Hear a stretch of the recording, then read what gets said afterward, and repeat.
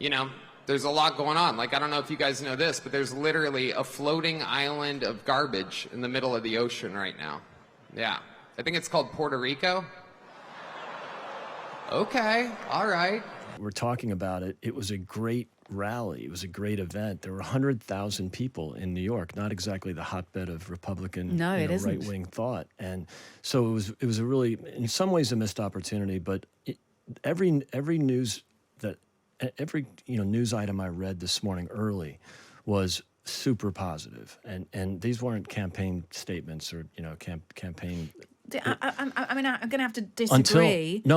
Julia Manchester, give us more of the fallout today before we go to some opinions from Greg and from Theron. What else have we been hearing about what the comedians had to say? More of the fallout today. Yeah. I mean, first, it's important to point out the irony of this entire situation, because hours before that rally at Madison Square Garden for Donald Trump took place, Kamala Harris was campaigning in West Philadelphia and meeting with Puerto Rican voters at a Puerto Rican restaurant in the neighborhood. She had also just launched her Puerto Rican task force. So it is just incredibly bad timing. It was obviously not, that's not a good joke. It's not, funny at all to begin with, but just considering it happened hours after the Harris campaign was, taking part in that effort, it's just incredibly ironic. But in terms of the fallout, look, there is fallout on both the Republican and Democratic side of the aisle. You have, for example, Florida Senator Rick Scott, Florida being home to a very large Puerto Rican population,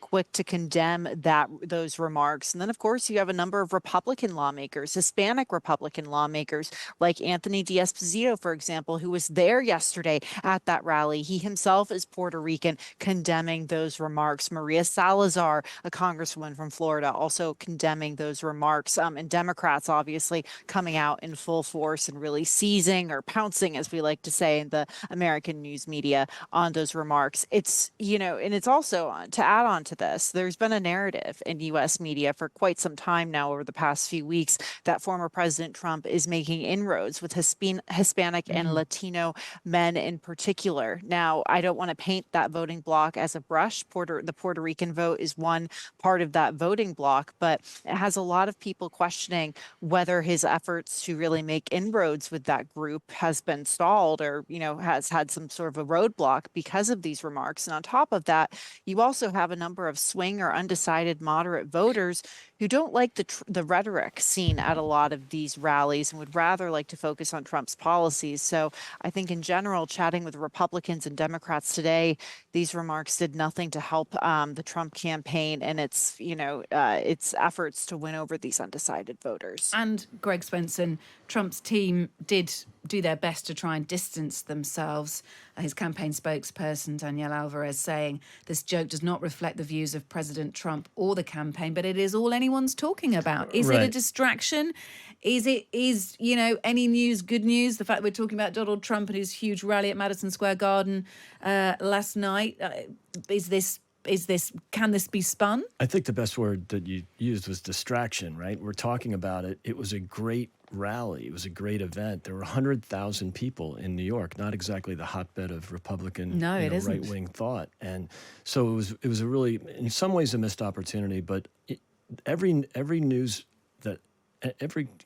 item I read this morning early was super positive. And these weren't campaign statements or, campaign. I mean, I'm going to have to disagree. Until the legacy media started talking about the joke. And so, in the first hour of reading that I did, catching up on the rally, because I didn't see it live last night, was just super positive. And so this wasn't a mistake. I'm not arguing that it wasn't. And that's the shame of it, is because there was such great sentiment from this event. And now everyone's talking about this. And the legacy media in the U.S., of course, it didn't report much about the rally or the positives. Even the legacy media here in the UK. Well, one of his final policy rollouts, Trump, a tax credit for home health caregivers. Who knew? Look, I think that is a decent incentive. There are plenty of, I would say plenty of tax gimmicks that many of these won't pass. I mean, from both candidates, right? They're trying to win an election, so they'll do anything. I mean, I think Trump's relief on expats, on American expats living abroad and that are getting double taxed. I think that's a great move, and it's probably going to help with the overseas vote, with the expat vote. So I think there's a lot of great policies, and so it's just shame that the focus has been on this, sort of bad timing, bad joke, but it, wasn't meant to be like terribly racist. This is an issue in Puerto Rico. So tasteless, yes, but NPR and the other left-leaning media have covered that issue, that there's too much garbage in Puerto Rico. Same with Staten Island in New York, where they get a much more disproportionate amount of landfill. Tony Hinchcliffe, this pro-Trump comedian, made another joke about Latinos, about how they love making babies. I mean, I can't even read the rest of it out, to be honest, because it was awful. It's so stupid. And it's kind of tropey and racist, really. So, look, let's listen to Trump speaking. This is from that rally last night, leaning on anti-immigration rhetoric. He didn't hold back. Over the past 4 years, Kamala Harris has orchestrated the most egregious betrayal that any leader in American history has ever inflicted upon our people. She has violated her oath, eradicated our sovereign border, and unleashed an army of migrant gangs who are waging a campaign of violence and terror against our citizens. Donald Trump there speaking at that rally. Let's go to Theron Bond, the Democrat strategist. I mean, this obviously plays positively for Kamala Harris, Theron, but we're still missing a moment. We're still missing an October surprise. We've only got, 3 or 4 more days left. The latest poll today saw both Donald Trump and Kamala Harris, neck and neck. We're kind of really not seeing much within the margin of error here. It's still too close to call. How does Kamala Harris maximize on this? Does she just do nothing? Does she just let Donald Trump derail his own campaign, if indeed there's any danger of that happening? This is such a tough question because there are so many opportunities that Vice President Harris has had to accelerate her campaign and leverage that and increase her numbers in the polls. Here's the thing about what happened yesterday. If we refer to what happened at that rally at Madison Square Gardens as great, knowing that Donald Trump's entire campaign message is make America great again, but all he did was spew racial tropes at the rally about Latinos, about Puerto Ricans, about Black people, then guess what? It sounds more like make America great. It wasn't Donald Trump, was it, all of it? We have to point out that this was a comedian. At his Tony rally, Hinchcliffe. it was. Yes, and obviously Donald Trump's team has come out and distanced themselves from him, but I agree. But you can't really do Trump's that. rally. But you can't really do that because if these are the people that he's allowing to speak at his rally, then they in turn would be guilty by association, which is what happens with former President Donald Trump is he allows other people to say the things that he thinks or the things that he says in the locker room. And we've seen this too many times to count. So what this could have done for Vice President Harris is create an opportunity to talk about bridging the political divide and being a president for everyone. But unfortunately, she still has yet to clarify many questions that voters want to know. So I think if she can capitalize on the fact that former President Donald Trump continues to surround himself with people that spew racial tropes and also answer questions that American voters want to know, then yes, she can increase her numbers in the polls. But what we cannot do is continue to call what is happening at these rallies that former President Donald Trump is holding and refer to them as great because they are not great. But if they are viewed that, then who are they great for? Because a number of voting blocks that racial tropes were mentioned referring to are significant voting blocks in this entire thing. Yeah, look, I think there was a lot of racial minorities at the Trump rally, and that's one of the things that came out of it, the diversity, which is not something we usually lead with in the Republican Party. Usually we're sort of against, judging people by their color and against identity politics. And yet there was a real great diversity there. And I saw some funny comments about, if this is a Nazi rally, which the Democrats were trying to say was, looks like a Nazi rally, or they had rallies here in 1939 at Madison Square Garden, yet there were, Stars of David hanging in the banners. There were a lot of yarmulkes there. There were a lot of Hispanics. Look at the speakers last night. So, I think what's happened with the Vice President Harris's campaign is once she started turning on Trump, she went from from happiness and joy in those first 2 to 6 weeks. When she started, criticizing Trump directly and calling him names and saying he's a fascist and he's going to be, end of democracy, that's when her numbers started going down. And Trump did the opposite. He was obsessed too much with criticizing her personally in August, late July and August. And that's why his numbers have flipped. So it's a pretty dramatic change. So he learned his lesson early on. I was reading that piece in the New York Times yesterday, Theron, which talked about the Super PAC backing Harris, really worried about the fact she's focusing too narrowly on Donald Trump's character with these warnings that he's a fascist. They feel that it's too narrow, basically, that it's a mistake in the closing stretch of the campaign to try and pull a rabbit out of the hat opposite effect by calling him a fascist. So look, has she got her strategy wrong on that?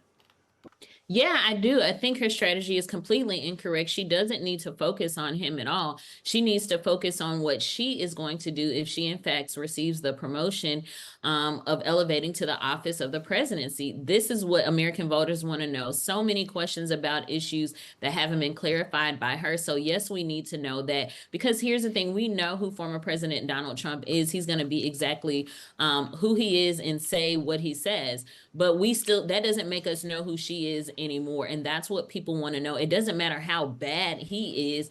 We still have to know who she is, because people want something to vote for and not necessarily someone to vote against. But we also can't view what happened yesterday and what continues to happen, the words that former President Donald Trump himself continues to say about Vice President Harris and Democrats, what Senator J.D. Vance continues to say about Vice President Harris and Democrats, and view that as funny. Racial tropes aren't funny, regardless of who they're pointed at. And the longer that Trump voters continue to think is funny, the harder it is for us to say, hey, we'll just let that slide. It's just something. No, it's not small. And it's something that is going to be deeply impactful for this election cycle. Okay.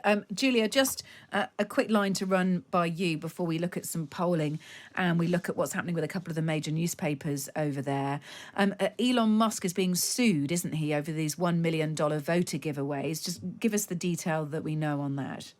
Yeah, so this is all happening in Pennsylvania, and you've seen the state's, the district attorney of Philadelphia, for example, talking about wanting to go after Elon Musk over this. He's the district attorney is essentially saying that Elon Musk is essentially bribing people to vote or bribing them to register to vote. Elon Musk pushing back against this, saying that this is about a petition, collecting petitions, and he's essentially creating this incentive for people to sign this petition, which is connected to his America PAC. Once again, I think this just shows the influence Elon Musk is having, on the Trump campaign, within the Trump campaign, and, Republican and conservative politics here in the U.S. He's really becoming kind of target number one, I would say, for a lot of Democrats looking at him. But there are real questions, I'd say, about this PAC. It's certainly unconventional. Republicans I talk to say that on the flip side of this, you have a number of other wealthy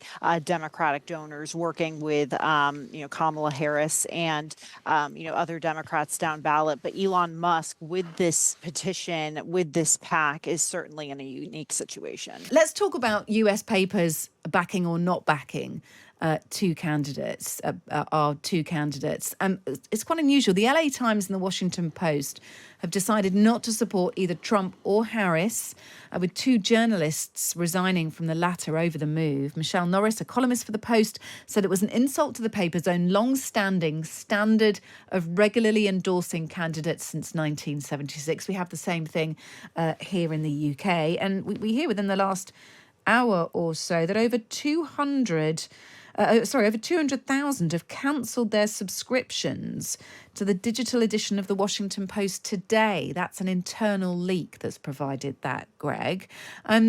Give me your take on this. Are these papers chickening out? Do they not like either candidate? What is it? I'm as surprised as anyone, because I thought they'd be all in, as usual, for the progressive candidates. And I'm not sure the Washington Post can afford to lose that many more subscribers. Yeah. I mean, they're not doing well since the last election. And so I was as surprised as anyone. They are reliable supporters, practically activists for progressive candidates. So this was a real shock to any of us, both sides of the aisle. Julia, is it a shock to the media over there as well? How unusual a move is this?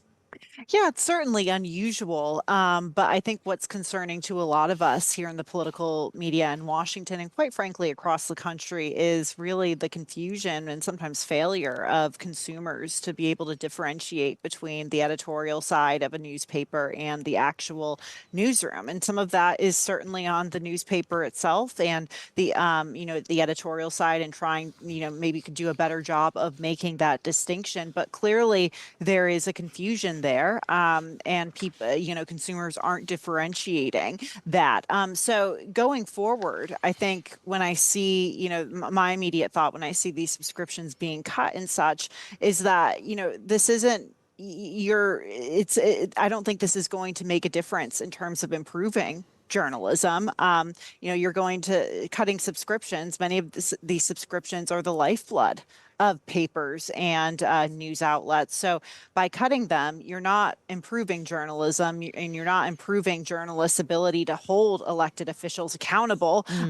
You are sort of halting it or making it more difficult. So going forward, it's unclear how this is going to impact media, but I'm very concerned that there's a lot of hardworking journalists at the Washington Post and the LA Times who are going to be punished for this decision, which was by their editorial board. Would the Washington Post have been expected to go with Kamala Harris, Julia? I think there would certainly be that prediction, that expectation that they would likely endorse Kamala Harris. Their editorial board is certainly more left-leaning. I don't think we would be surprised for them to endorse Harris, but the lack of endorsement, is certainly a bit of a surprise. Yeah, it certainly is. Look, Theron, we should note that the Washington Post owner is the Amazon founder and billionaire Jeff Bezos, shouldn't we? Follow the money. Follow the money. Those okay, answer everything. This is a difficult position that maybe Jeff Bezos has been in. Apparently, this was his decision. Apparently, don't know that for sure. But is this him saying, "Look, I just, if Donald Trump wins, I do not want to be in the middle, or I do not want to be the guy on the receiving end of any barbs sent to him by Donald Trump's team." Is it as simple as that? I think that's the case. Yeah, I think people are afraid of what another Donald Trump presidency could look like for media backlash. People are genuinely scared about their bottom line, and so they are responding as such. If you follow the money, you can see a lot of people's intentions and also the impact. Which is why so many of those folks who have canceled their subscriptions have said, you know what, we're going to put our money where our mouth is and we're going to cancel. And now we're going to let you understand how that affects your bottom line. And so that's what they've done. And, print and digital media is very interesting when it's considered a paper still, and it doesn't do as well as things that have video components or broadcast media. And so, every subscriber counts. And now we're seeing people say, we're going to make a difference since you didn't want to. But I think there's something to be said for not picking a side. And it's not about how polarized this election cycle has been, but it's about in the media, the job is to engage folks and inform them. And if they are not doing their job by engaging or informing them, then what are they doing? They're riding the fence, and this is not the time to do so. Interesting. First time in over 30 years that the Washington Post has failed to endorse a candidate. We'll have to leave it there for time, sadly. But I've really enjoyed speaking to all of you. Thank you. Things are hotting up. I think the most significant thing is